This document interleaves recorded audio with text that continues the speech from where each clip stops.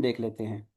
Statement जो है इसकी कि in a steady flow of an ideal fluid the sum of pressure energy, kinetic energy and potential energy per unit volume remains constant. ठीक, mathematically हम इसको लिख सकते हैं P plus half rho v square plus rho g h equals constant. P जो है ये pressure of fluid है, rho density of blood, V velocity of blood, H जो है हाइट अबव रेफरेंस। तो ये इक्वेशन आपने याद रखनी है, ये बर्नौलीज इक्वेशन है।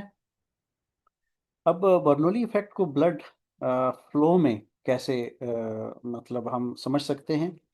When blood flows through arteries, जब आर्टरीज में ब्लड जो है वो फ्लो होता है, इफ़ द वेलोसिटी इंक्रीजेस, अगर वेलोसिटी इंक्रीज हो रही हो तो इसका मतलब ये है कि हम आर्टरी के नैरो सेक्शन में से ब्लड हमारा पास हो रहा है, और ऐसी सूरत में प्रेशर डिक्रीज होगा to keep total energy constant. तो ऐसी सूरत में प्रेशर जो है वो डिक्रीज होगा, वेलोसिटी इंक्रीज तो प्रेशर डिक्रीज, और ऐसी सूरत में फिर टोटल एनर्जी जो है वो कांस्टेंट रहेगी। ये इसलिए होता है कि प्रेशर डिक्रीज होता है। This inverse relation between velocity and pressure is called Bernoulli's effect. इसको बर्नौलीज इफेक्ट कहते हैं, ठीक है ना, ये आपने याद रखना है। अच्छा, एक और इसकी एग्जांपल देख लें, नैरो आर्टरीज स्टेनोसिस, जिसमें कुछ होता यूं है, जैसे अभी हमने स्टडी किया कि when arteries narrow due to plaque, जिसको स्टेनोसिस कहते हैं, the cross sectional area decreases, cross sectional area decrease होता है। ठीक, अकॉर्डिंग टू कंटिन्यूटी इक्वेशन ये होता है कि A1 V1 equals A2 V2, velocity increases in the narrow region according to this equation। ठीक है, इस इक्वेशन के मुताबिक नैरो रीजन में वेलोसिटी इंक्रीज होती है। सही है, यानी आपके पास ये वाला जो पार्ट है, अगर ये वाला पार्ट आपका पास ब्रॉड रीजन के लिए है तो ये वाला पार्ट आपके पास नैरो रीजन के लिए।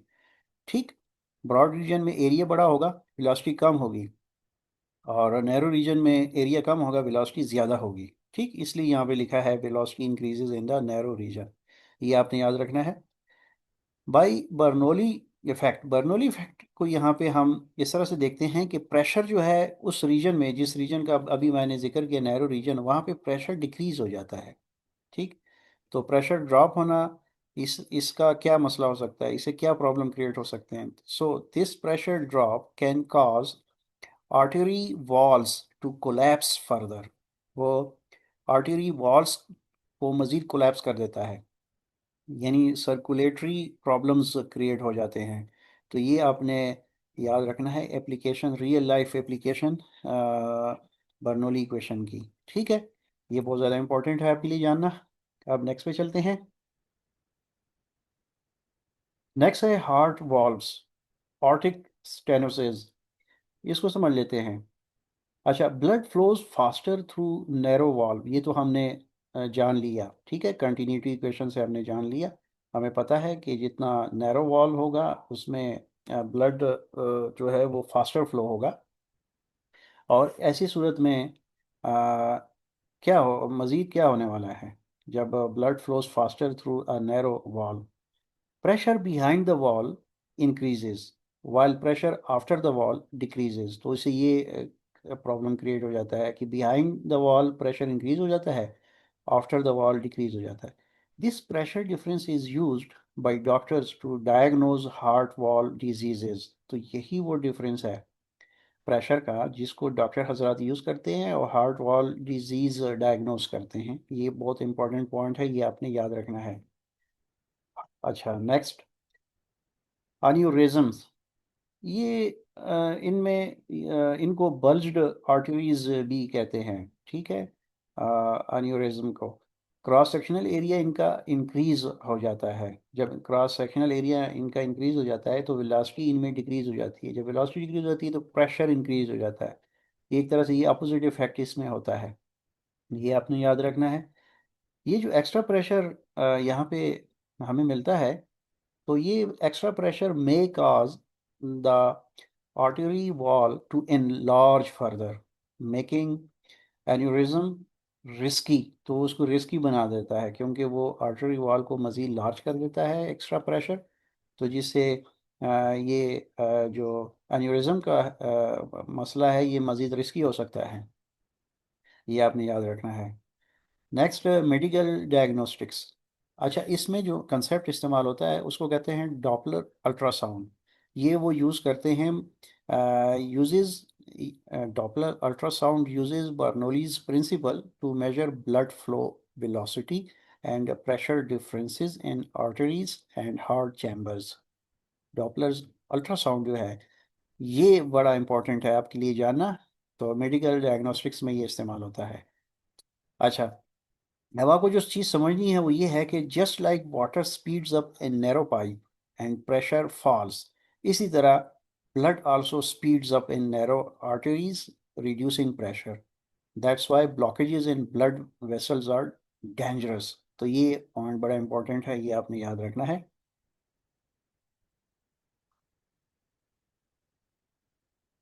MCQs देख लेते हैं। According to Bernoulli's principle, when blood flows faster through a narrow artery, the pressure in that region is. ठीक, तो देखें हम, ये हमने पहले यही डिस्कस किया है कि वेलोसिटी जब इंक्रीज होती है तो उस रीजन में प्रेशर डिक्रीज हो जाता है। ठीक है, इनवर्स रिलेशन बर्नौलीज प्रिंसिपल। तो इसके तहत चूंकि प्रेशर डिक्रीज हो जाता है तो बी ऑप्शन हमारा सही है। नेक्स्ट MCQ की तरफ चलते हैं। नेक्स्ट है हमारा जी, in case of artery stenosis, narrowing of artery, इसका मतलब है which of the following happens, इससे क्या होता है। अच्छा, देखिए जी, कंटिन्यूटी इक्वेशन के मुताबिक वेलोसिटी जो है ना नैरो सेक्शन में ज़्यादा होती है। ठीक है, बर्नौलीज इफेक्ट के मुताबिक प्रेशर जो है नैरो सेक्शन में डिक्रीज होता है।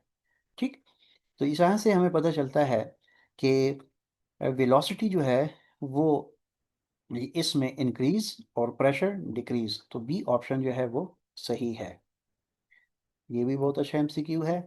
नेक्स्ट पे चलते हैं। नेक्स्ट है जी हमारे पास, aneurysm in blood vessels is dangerous because, क्यों डेंजरस हैं। देखिए जी, बल्ज्ड पार्ट जो होता है ना उसमें का क्रॉस सेक्शनल एरिया इंक्रीज हो जाता है, वेलोसिटी डिक्रीज हो जाती है, प्रेशर इंक्रीज हो जाता है बर्नौली इफेक्ट के तहत। ठीक, तो ऐसी सूरत में हमारा जो ब्लड का प्रेशर है वो बल्ज्ड पार्ट में इंक्रीज हो जाता है, तो इसलिए ऑप्शन हमारा जो बी है वो सही है। नेक्स्ट पे चलते हैं।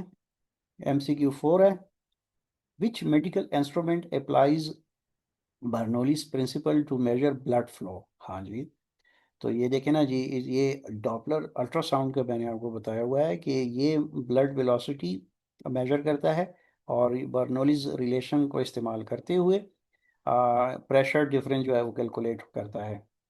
तो इसलिए हमारे पास बी ऑप्शन जो है वो सही है। ये भी बहुत अच्छा MCQ है। नेक्स्ट पे चलते हैं। अच्छा, Bernoulli equation in blood flow is written as, ठीक है, इस तरह से हम लिखते हैं। ठीक, इसमें जो ये वाली टर्म है ये क्या रिप्रेजेंट करती है, हाफ रो वी स्क्वायर। ये देखें जी, ये मैंने आपको बताया हुआ है, ये kinetic energy per unit volume explain कर बताती है, ये वाली टर्म रिप्रेजेंट करती है। तो ये